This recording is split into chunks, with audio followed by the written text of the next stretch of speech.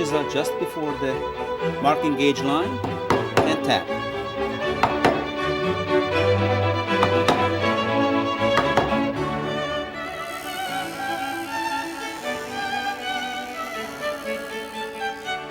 A lot of woodworkers do it visually by sighting down the saw, but I prefer to do it by feel, with my fingertips.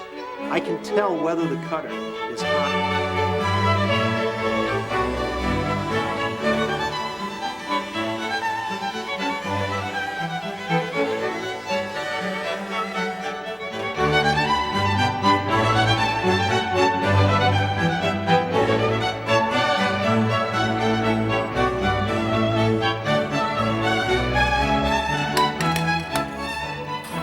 Hello, my name's Jan Eeks, and I want to talk about the table saw, probably one of the most basic tools in our whole shop.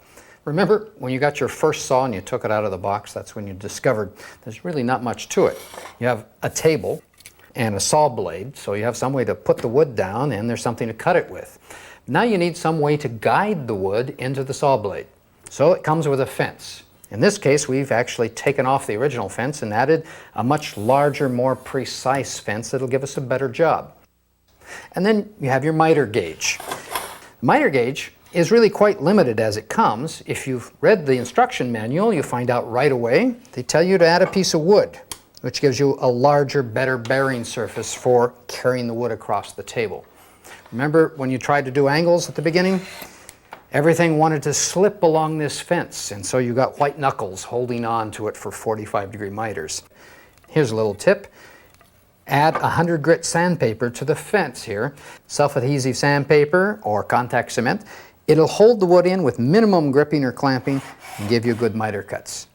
Still have some problems here, is when you back off completely off the back end, well, after a while you lose control. Or if your wood is simply too long, when you're trying to move across, it wobbles as you go. When you really want precision out of a table saw or any particular style of cut, you need jigs that will guide and control the wood across the table. I want to talk about 3 particular jigs that I use all the time.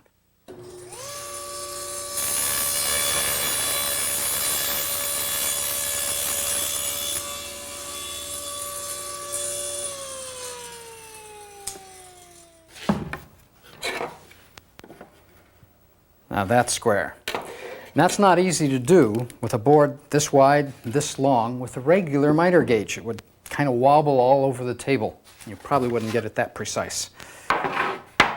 The sliding table or the crosscut jig carries wood very easily and nicely squarely to the blade.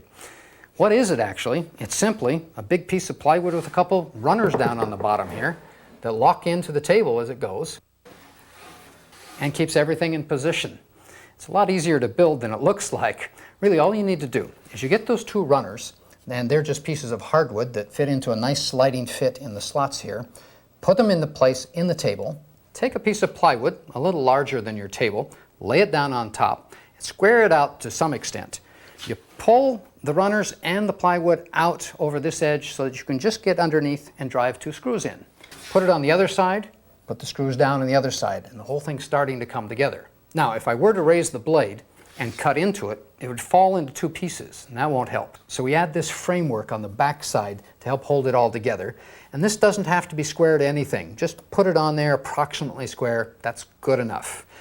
Now we're going to cut through, actually. Turn on your blade, cut through, not all the way. Let's go about 3/4 of the way through this piece of plywood. Stop, turn the saw off, and back off. Now we put the fence on. I like to attach the fence with glue and then 1 screw on one side. Bring the square in alongside the cut that we just made in the plywood and move the fence back and forth on that pivot until the square is perfectly lined up with the slot. Then you can screw it in the rest of the way to make it solid, and our fence is now exactly perpendicular to the cut itself. Run the saw through completely and you've cut it in half, but it doesn't fall apart because these 2 sides hold it together. You add plexiglass on the top as a dust protection, a solid block back here to literally stop the blade from coming through. Extension for my stop block here, and we have a good sliding table jig or a crosscut jig. And it can do a lot more than just trim off the ends of boards that are awkward to handle. You can do anything that classifies as a crosscut. A good example would be a half lap joint like this, and I'll show you how to do that. There's really only two things we need to know to make this relatively simple joint. That is to say, how deep do we cut to get halfway through the wood, and how far back do we cut to get this shoulder. I'm going to do both of them right on the jig without a tape measure. Our first task is to find out what half the thickness of this blade is, the wood. We'll drop the blade down a little more than halfway so that we know it's not quite enough cut. We're going to make a trial cut, test it, trial, test it. It's really quite fast, but you'll get precisely halfway through the wood this way.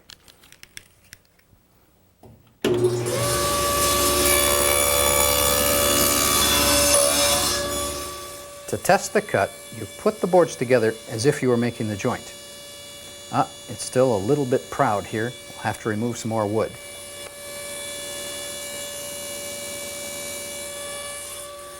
When you raise the blade, be careful. We're cutting into both boards and the effect is doubled. A little goes a long way. There we are, already flush.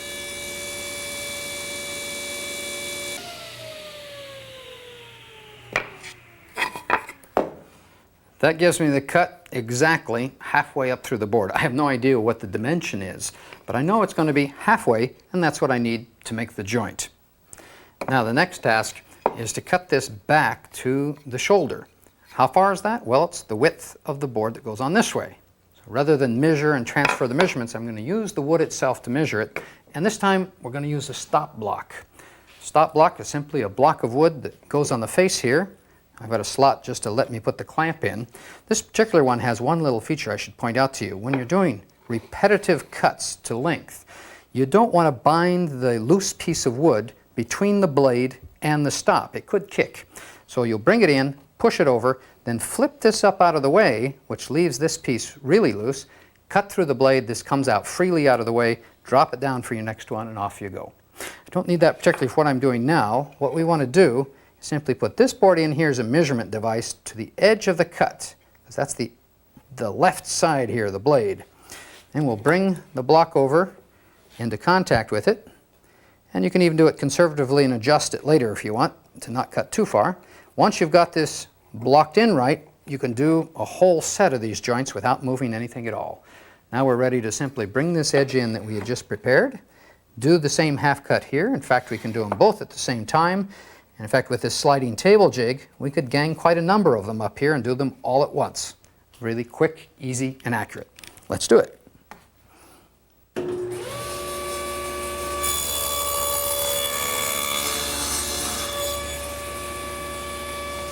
Now that we have the depth defined and the shoulders cut, all we need to do is to waste wood out to the end of the board.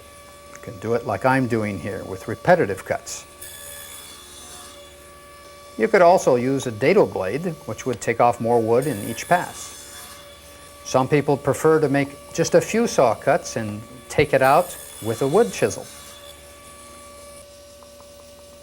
You could also do it in a single cut with another jig on the table saw.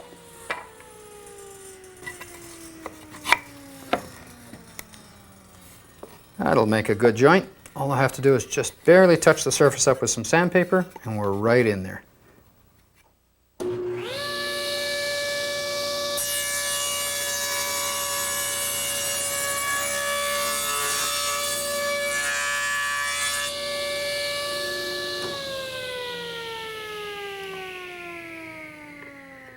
Well, in one pass, I've cut the entire cheek here. A second pass on the crosscut jig would cut the shoulder, and in two simple cuts, I'd have the entire half-flat joint taken care of. Let's take a look at the jig that allows us to do this kind of a thing. It's real simple. Basically, a piece of plywood here, higher than the fence, that slides along the fence, and that's our main working surface. There's another piece on the back side here that actually wraps around the fence to help hold everything into place. Over here, I've got another piece of plywood comes out at a right angle to the first one, and that's basically to hold in place this plexiglass guard back here that keeps me away from the blade as it comes out the backside, and this cam action clamp which is basically just a circle with a handle on it, a screw put in off-center, and you can see how it moves over to clamp the wood into place. Pick that up from Frank Klaus. Over here, the brace is simply a very lightweight way to hold it all together and keep this right angle. When you have a blade that's as precise as this for cutting those cheeks, we can do a joint that's twice as strong as a half lap joint. An open bridle joint like this has twice the gluing surface and better mechanical fit. You have to do the tenon, cutting both sides, and the open mortise. We start with the open mortise. The very first task is to set the depth of the blade simply to the width of the wood. And we'll just check this out. There, that'll get it. Now we need to adjust the distance between the blade and the fence. We want it to be fairly close to the center of the wood. That's probably about there.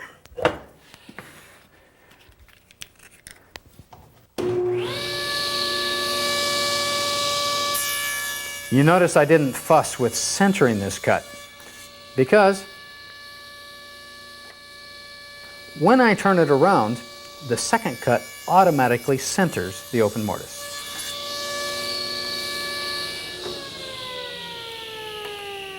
Now we have the open mortise cut, approximately 1/3 of the thickness of the whole board, and it's nice and centered.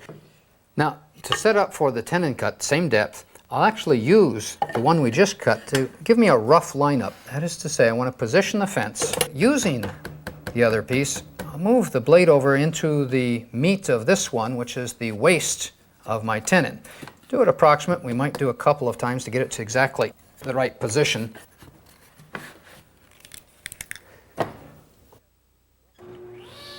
A real good test is to rough off the waist on your first tenon to make sure the joint fits perfectly before doing all the rest on your project.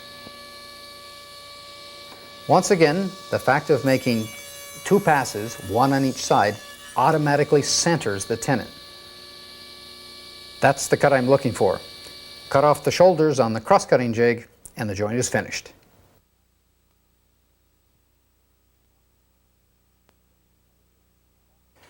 Let's take a look at another joint, the box joint or the finger joint. It's a great way for making boxes because there's a lot of glue surface and it makes a very strong corner joint. It's quite attractive and it's easy to build. This particular one is made with 1/8" fingers and slots. That's just the size of a standard carbide saw blade. I'm going to take a look at the same thing but using a dado blade, approximately 1/2 inch wide. Now, how do we control it? How do we get that equidistance as we go? We're going to use the miter jig with a slight addition to it. Very simple little jig we're going to add on. Basically, it's just a piece of plywood high enough that we can support our material vertical up. We first of all cut a slot through the blades. That gives me a slot like this. Then I'm going to take and cut a piece of hardwood, use a plane to plane it down so it fits exactly in there. This is my indexing pin. And with that, a bunch of straight lines here are just to help guide me visually to keep my boards vertical up later on. Now, where does it go on here? Take a look. The blade itself cuts the slot, and that doesn't change because it stays in the same place and the same width. What changes is the distance between the indexing pin and the blade, and that's where the finger is. So if I move out this way, we get a fat finger. If you come in here, you get a skinny finger. And by moving the indexing jig left and right, you actually adjust the tension of the fit on this joint. Now, how do we get an approximately good position? I'll take a piece of wood that I just cut off of this one that I fixed up for the indexing pin, so it's the same thickness, put it next to the blade, and that defines the space of the fingers, the same as the slots. In fact, I usually cheat it a little fat to start with. I'm going to fine-tune this by cutting into scrap wood, the same hardness as my final wood, but only about 2 inches wide, so I don't have to cut for a long time to do my test. The first piece comes up tight against the indexing pin. I like to do them both at the same time, so I'll take my little spacer here again and space out the second one so they're indexed over. Eyeball with the pencil lines on the board to make sure it's vertical up. Let's get rid of that, and then we'll be ready to cut through with our first cut.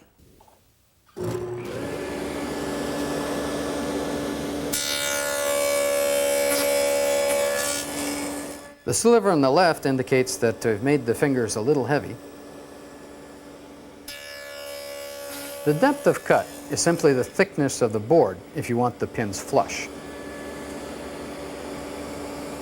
The pins are too thick to fit into the slots, so we'll loosen the clamps and move the indexing jig over. We want the indexing pin closer to the blade to make thinner fingers.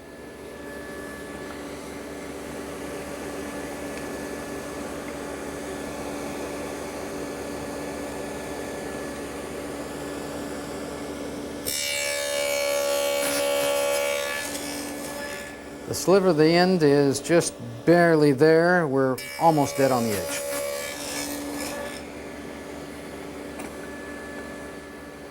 Now the fit is good and snug. Now that we've got the joint just the right tension by getting the index finger in the right place, we're ready to do the corner for a real box joint here. 4-inch wide boards this time. I've marked the outside faces and the top of the box so that I know where everything goes. And that's important because what's useful is to collapse the boards back around face to face, the outside faces together. That stops tear out on the visible surface. Put them in here, index it as usual, and we're ready to cut.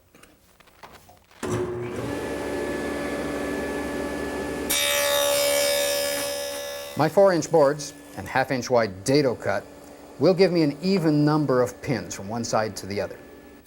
If in your job you come out with an odd size pin on the end, if it's strong enough, leave it. It can look nice. If it's a weak little sliver, you have two choices.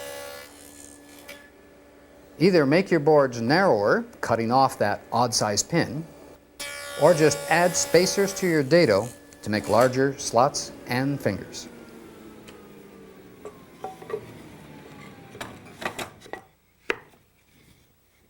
Oh, that's a nice fit. Jigs. They're really what give the table saw its full potential. They can be as complex as the sliding table crosscut jig that we've used before, or as simple as a piece of plywood with an indexing pin. One way or the other, they give you predictable results every time.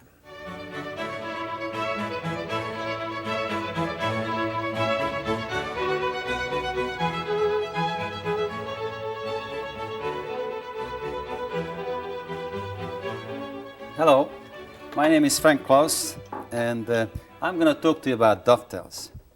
Some people may think it's a secret of making dovetails. It's never been a secret in my family.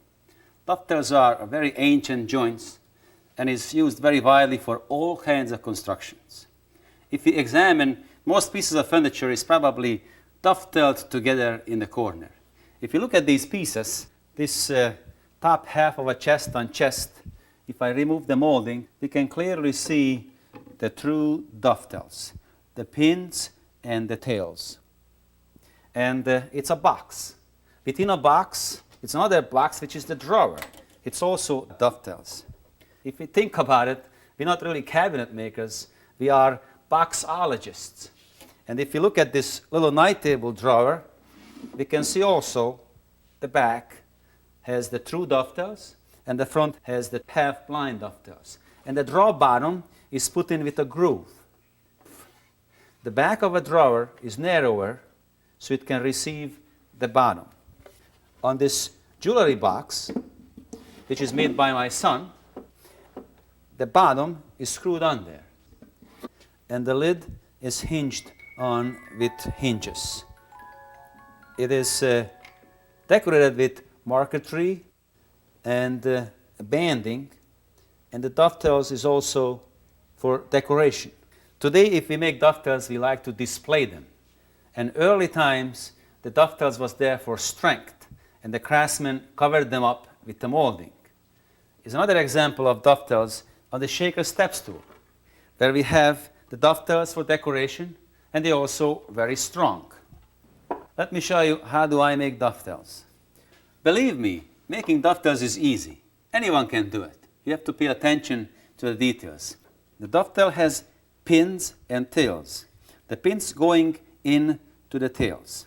It's a mechanical joint, and it comes apart only one way, this way.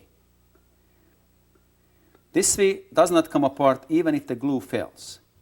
I make the pins first. If there is any secret, maybe here is my secret. I make the pins, and these will be my templates. I don't use any template, any gadgets, bevel gauge. I don't even measure. I make the pins by hand, and then I use this to mark my tails.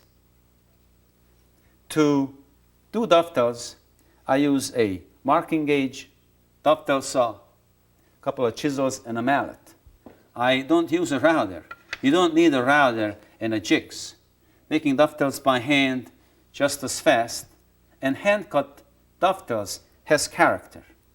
I have these boards here, which I already cut to make a box. If we put them together, we can see it was one board. I sanded already because it's much easier to sand a board while it's together.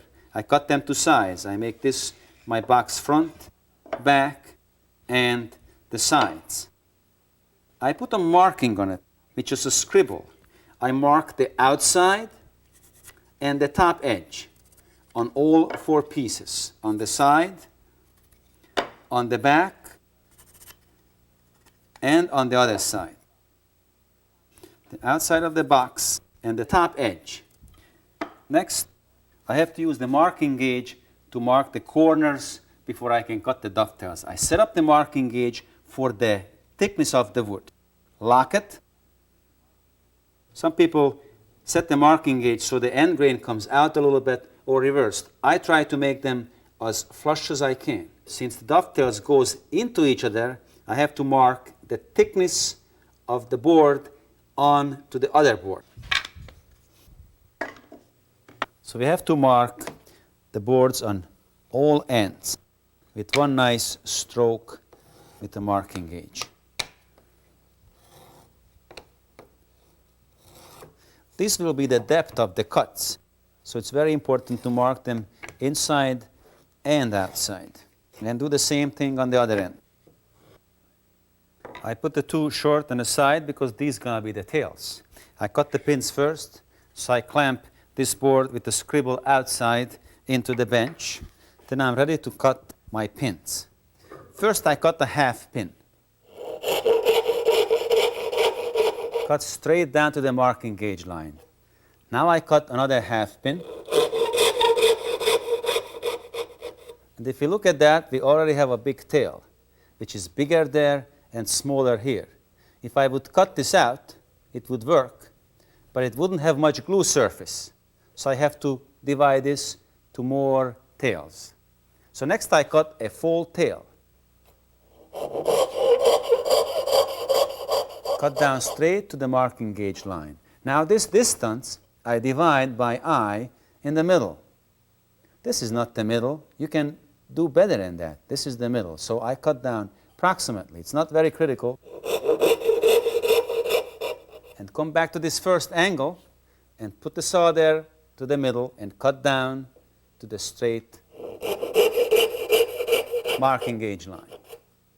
And do it again. So now I have the two half pin, the two full pin, and the three tails. I do the same thing on the other side. A half pin,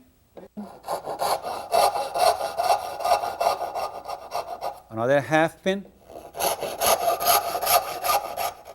and now a full tail. The thickness of the wood in here, approximately. And now divide this space in half, right there. Cut down to the line. And now go back to this first angle, and I divide these spaces again in half.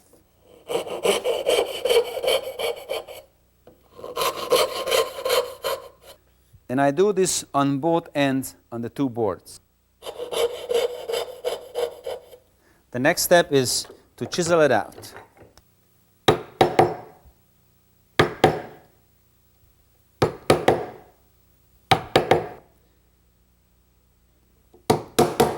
If you look at my chisel, I am undercutting a little bit. Means I cut this way, not square, but undercut just a little bit. And now I take a little chips and take them out.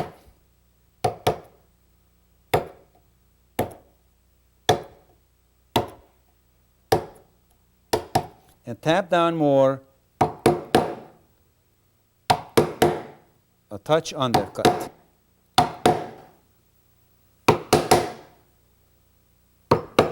Turn it over and do the same thing from the other side. Put the chisel just a touch before the line, and when you tap on it, it will walk back to the line. And do the same on all tails.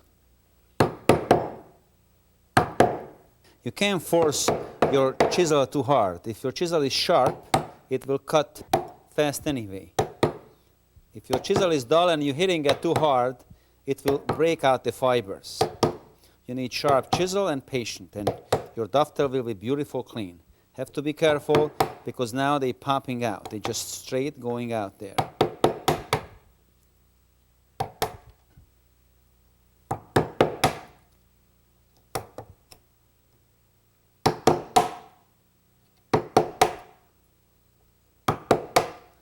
Then do the same thing on the other ends.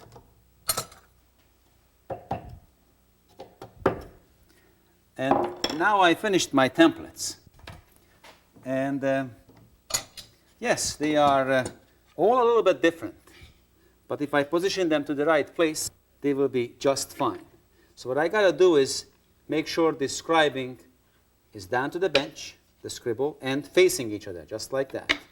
And now I put my pins onto the end with the marking outside, put it there, nice and flush on the outside and on two sides, and mark it with one sharp pencil line. The same on the other side.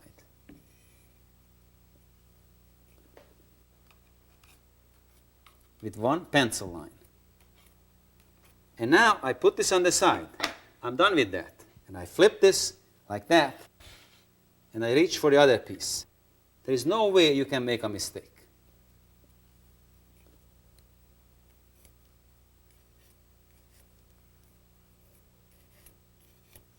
Flip it over,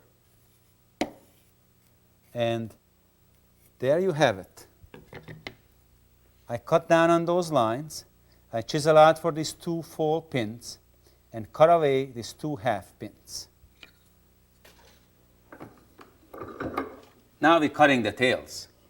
Cutting the tails, you have to be more careful. When you're cutting pins, a little bit this way, a little bit that way, doesn't matter. Here it does. You have to be careful to cut down the line at the waist side to the marking gauge lines, straight across.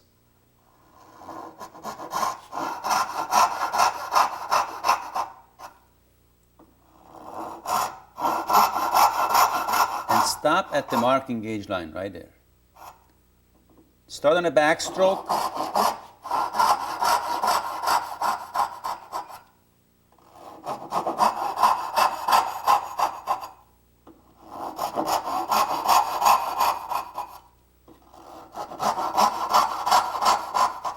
Let's do the other side.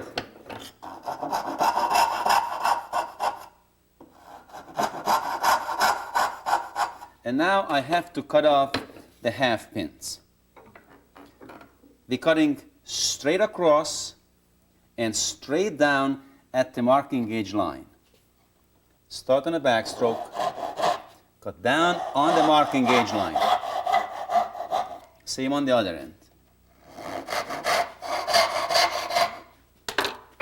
I do this on all four corners. And now we're ready to chisel it out. Put the two boards top on each other. Clamp it down tight.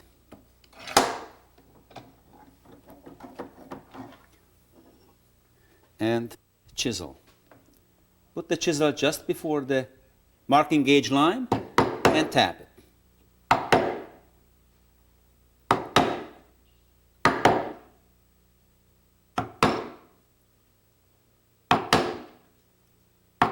Notice my waist is full thickness on the end. I need this to be a support when I turn it over so the fibers don't break out. Chisel halfway through from each side. So now I flip it over and do the same thing from the other side.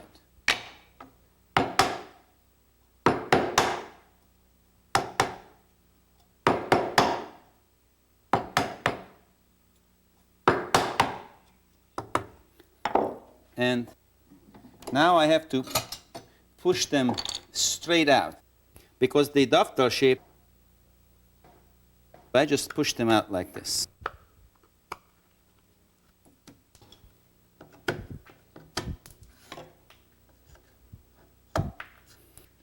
So let's see how does it fit. If your dovetail is too tight, you can chisel a little more, or once the glue gets on, it swells up a little bit. The wood is forgiven. This is just right. What am I doing is paying attention to the scribbles, and I am lining them up. The scribble facing that way, this scribble has to face that way, so that should fit here just like that.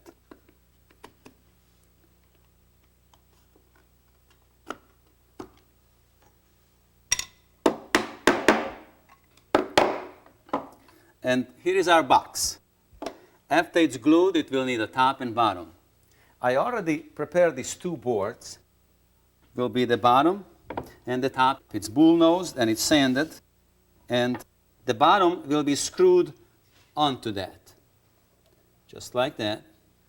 And the top will be hinged with a couple of hinges, just like this. And here is one of the many uses of dovetails. And you can do this if you try. Good luck with it.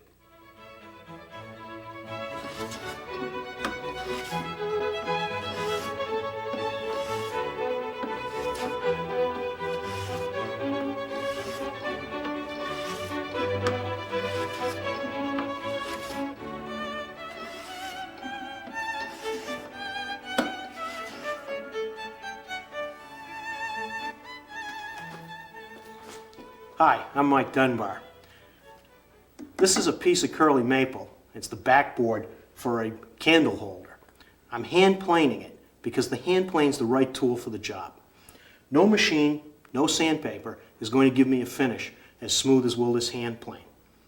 You know, if I was stranded on a desert island and I could only have one type of tool, the tool I would take would be my hand planes because they're the most versatile tools in my shop. I have hand planes that do all sorts of things. This plane will make rabbits. This one raises the panels and raised panel doors. This one makes moldings. In addition to smoothing and shaping, let me show you something else over here. This is the joint and square shooting board. It's used for jointing and squaring the ends of small pieces of wood. The shooting board consists of three pieces: the bottom board, the ramp, and the stop. The bottom board has a dust groove in it so that shavings won't gather under the plane and push it out a square. The ramp is sloped to distribute the cutting action over the entire width of the blade. The stop holds the work at a right angle to the plane.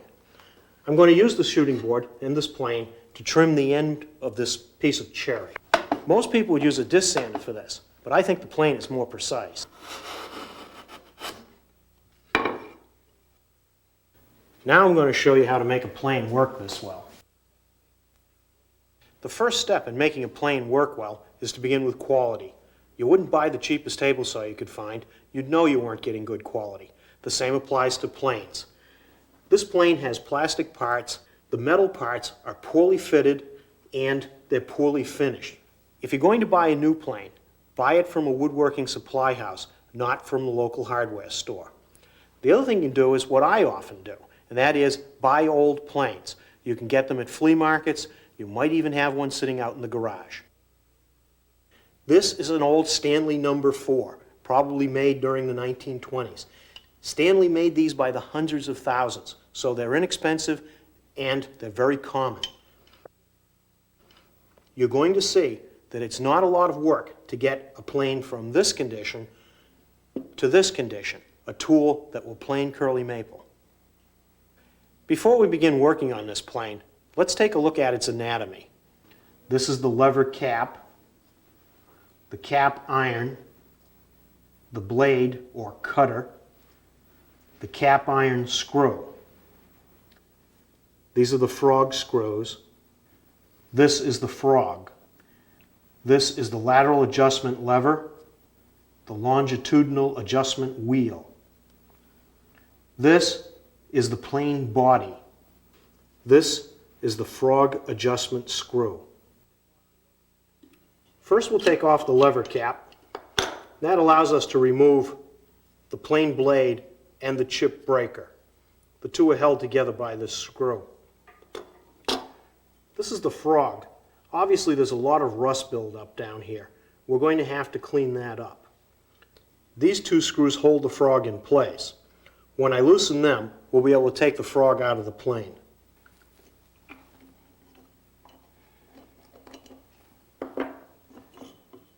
Well, that's just what you'd expect to find. A lot of old shavings under the frog. Now that I've got the plane disassembled, let's clean it up. A tub of mineral spirits, which is just paint thinner, takes off an awful lot of the grime.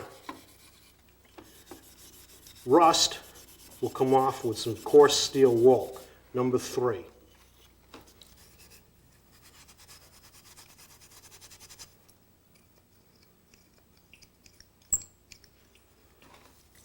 If there's any grime that doesn't come off in the mineral spirits, don't be afraid to let it sit a little longer.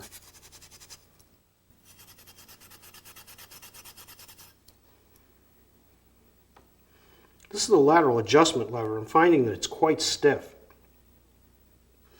I can work some mineral spirits in there to help loosen it up, and I'll loosen it up further with oil later on.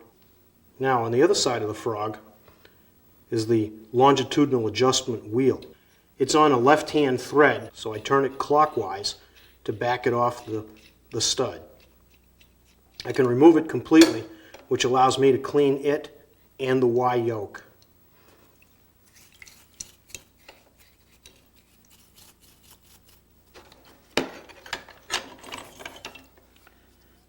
Okay, we're going to dry this off now, set it aside.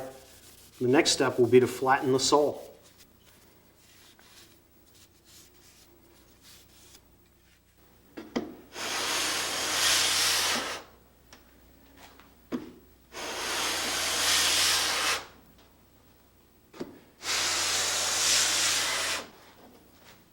You know, it would make sense that a tool that's supposed to produce a flat surface would have to have a flat sole itself. However, that sole is anything but flat. The shiny areas are high. The dark area is low. That's the result of wear. However, don't make the mistake of thinking that a new plane is perfectly flat. I sprayed the sole of this plane with a red layout fluid and then ran it over the lapping table. The sole of a new plane is very seldom perfectly flat. To flatten, you need a flat surface. Some woodworkers use the top of their table saw, but I like a dedicated surface. I use a piece of 3/8" tempered plate glass. To it, I glue a sanding belt with spray adhesive. Let me show you how I use it.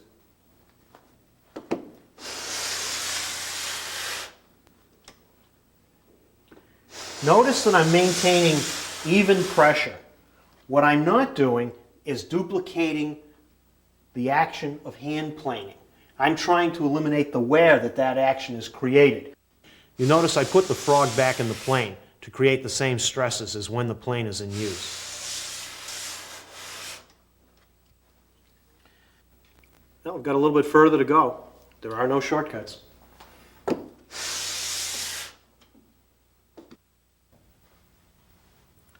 There, I'm done on the lapping table. You notice there's a slight hollow here. Not concerned about that. The plane does make contact all around the edges of its sole, and above all, right here along the edge of the mouth. I also lapped 3 other areas. The front edge of the lever cap,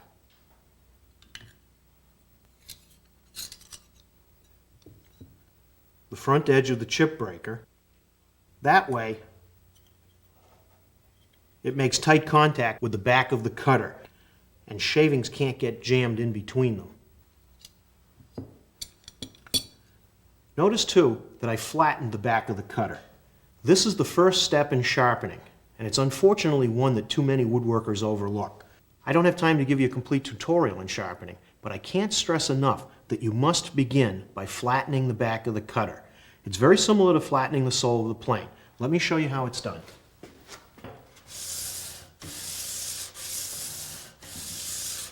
Be sure to maintain very even pressure. Above all, never lift the back of the cutter. The purpose of this is to not only flatten the back of the blade, but also to remove any imperfections. Remember, a cutting edge is two flat, polished surfaces coming together at an angle. This is the first of those surfaces. The second's going to be produced on the grindstone.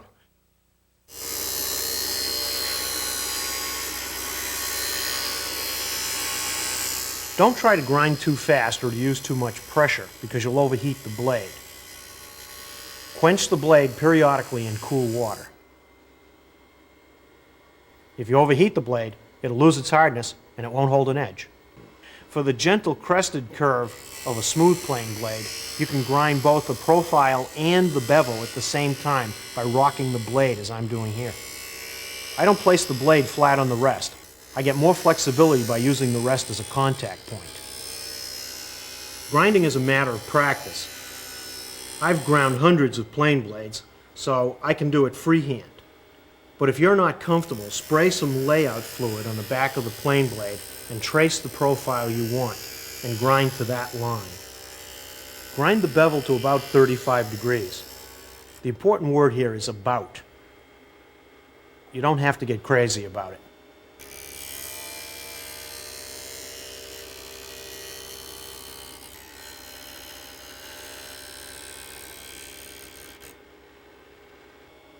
This is a good uniform bevel.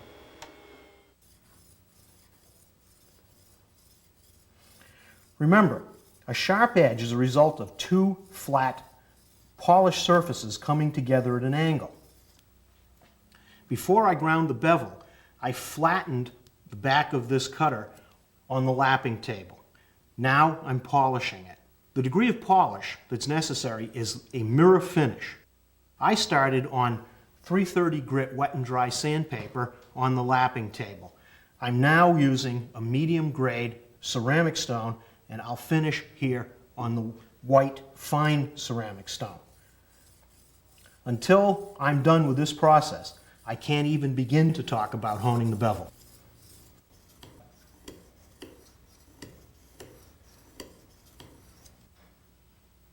There, I like what I see. Now I'm going to hone the bevel. I'm going to create a fine line of polish along the entire cutting edge. I'll do that by holding the cutter at the same angle as the bevel. I'll polish by moving the cutter in small circles and rocking along the slightly crested edge.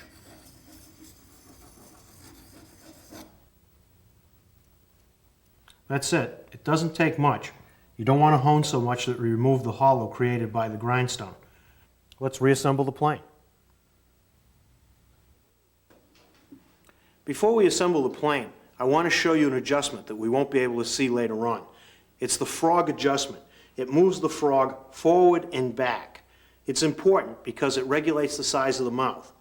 It's done with this screw down here underneath the longitudinal adjustment knob. Now as I turn this screw counterclockwise, look down here in the mouth and you'll see the frog being backed off. Now that the frog is backed off, we need to assemble the chip breaker and the blade. This is the way to do it to avoid any damage to the cutting edge. Set the chip breaker back about 1/16 of an inch.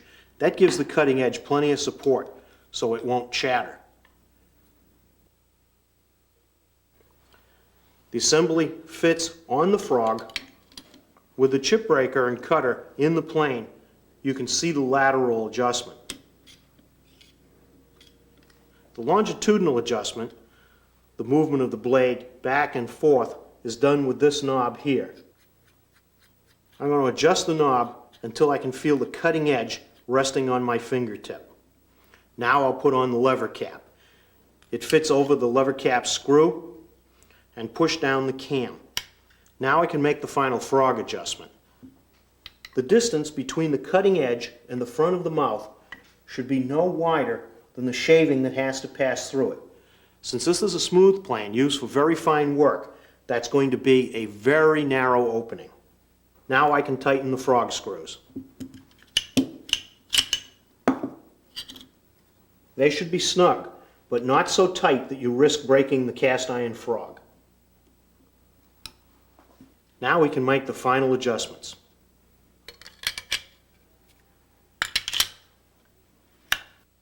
A lot of woodworkers do it visually by sighting down the saw, but I prefer to do it by feel, with my fingertips. I can tell whether the cutter is high on one side or the other. I can also tell whether or not it's set deeply enough. There, that's just about right. Let's see how it works.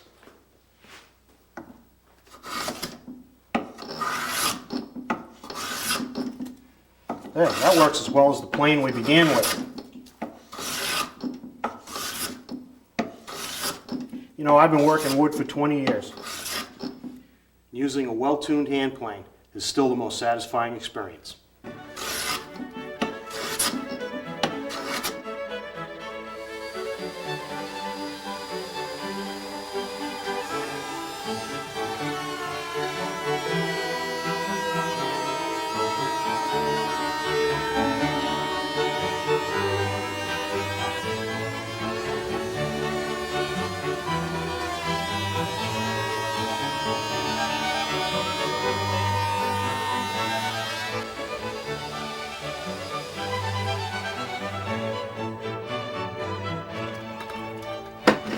Hi, I'm Joe Truini, and I'm going to show you a quick and easy way to route rabbet joints using a simple shop-made jig. A rabbet is simply an L-shaped notch that's cut in the edge or the end of a board. It's sized to accept a mating board. It simply fits into the rabbet. The depth of a rabbet is typically half the thickness of the board, and the width of the rabbet equals the thickness of the mating piece. When viewed from the front, the board is concealed within the rabbet joint. The two pieces can either be glued together only, or if fasteners used, they're driven through the rabbeted board. Rabbet joints are popular in all types of cabinetry, all sizes and styles, including small jewelry boxes like the one we have here. Rabbet joints were used to join the front and the back to the sides. Rabbets were also cut in the bottom edges of all four pieces to accept the plywood bottom. The plywood bottom sets into the rabbets and leaves a nice clean look to the box. If I were to orient the box this way, you could see that the same joinery could be used for building a wall-hung cabinet, which is what I'm working on today. The drawing I have here on the wall shows the cabinet we're working on. The cabinet measures 16 inches wide by 28 inches high. The sides of the cabinet are rabbeted on the ends to receive the cabinet top and bottom. All four pieces are also rabbeted along the back edge to receive a 1/4 inch plywood back. Now let's take a closer look at how the jig works. It consists of 4 pieces, 2 side rails, a fence, and a stop block. In use, the fence rides along the edge of the workpiece. The router sits in here and is held tightly against the stop block.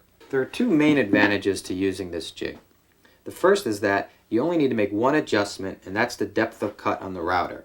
In this case, it was 3/8 of an inch deep for 3/4 inch stock. The other advantage is that you only need to use a standard straight bit. You don't need to buy a more expensive rabbeting bit, and you don't have to fuss with changing ball bearing pilots. The width of cut is determined by the distance between the fence and the edge of the stop block. In this case, the width of cut is 3/4 of an inch. I typically use this jig in conjunction with two others. The only difference being the distance from the fence to the stop block, which varies by 1/4 inch from one jig to the next. This allows me to cut a 3/8 inch deep by 3/4 inch rabbet in 3 stages, rather than trying to plow out all the waste in one single pass. The alternative to building all 3 jigs is to simply build the widest cutting jig, and then make 2 shims. One is 1/2 inch thick, and the other 1/4 inch thick. Insert the thicker shim and make the first pass to cut a 1/4 inch wide rabbet. Then replace it with the second thinner shim to cut the second pass and form a 1/2 inch wide rabbet. The third and final pass is made without any shims to complete the 3/4 inch wide rabbet. Okay, now let me show you how I made the jig. First I cut the parts to length, and then I notched the side rails to accept the 1 inch wide fence. I usually make the fence out of hardwood. If you use plywood, I recommend covering with plastic laminate to create a durable surface. I also notch the fence before I attach it to give clearance for the bit. The fence is attached with glue and finishing nails. The distance between the rails is a couple inches wider than the base plate on the router. Then you cut the stop block to fit between the rails. And to determine the distance from the fence to the stop block, you must measure the distance from the cutting edge of the bit to the edge of the base plate. In this case, it's 2.5 inches. Then you add 1/4 of an inch, or whatever you want your width of cut to be. You add that. In this case, it's 2 3/4 of an inch. And that's where you fasten the stop block. Clamp it and make a test cut in a scrap board to make sure it's in the right position. Then simply trim off the rails and glue and nail the stop block in place. I've got one more cut to make, and that's for the plywood back. And for that, I'll use the 1/4 inch jig. I start with the jig held firmly against the edge of the workpiece and the router against the left-hand rail, with the bit clear of the workpiece. I advance the jig and the router across the board to approximately the middle. Then I switch hands and use my left hand to push the jig and router through to the end of the cut. If this were an end rabbet cut across the grain, I would have begun by making a small back cut to prevent tear-up.